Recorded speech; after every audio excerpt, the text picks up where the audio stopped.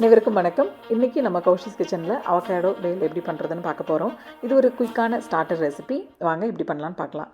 Mixie ஜாரில் 5 பச்சை மிளகாய், ஒரு பல்லு பூண்டு, கொஞ்சம் கொத்தமல்லி தழை, தேவையான அளவு உப்பு சேர்த்துட்டு நல்லா கொரன்னு அரைச்சிக்கலாம். ரொம்ப நைஸாக அரைச்சிட வேண்டாம். அவகாடோவை 2ஆக கட் பண்ணிவிட்டு உள்ளே இருக்கிற அந்த பல்ப்பு எடுக்கிறதுக்கு கத்தியால் ஒரு 4 கீரல் போட்டோன்னா இந்த பல்ப்பை ஈஸியாக எடுத்துடலாம்.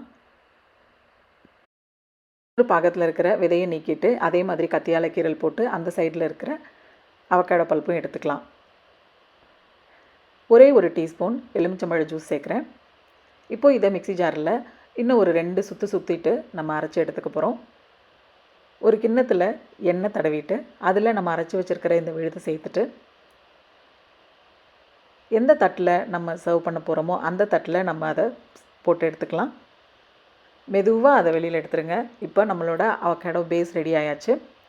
இதுக்கு மேலே கொஞ்சமாக சேவு, அது நல்ல நைஸ் சேவு நம்ம போட்டுட்டு அதுக்கு மேலே கொஞ்சமாக மாதுளம்பழ முத்துக்களை சேர்த்துட்டோன்னா அவகாடோ பேல் ரெடி ஆயாச்சு.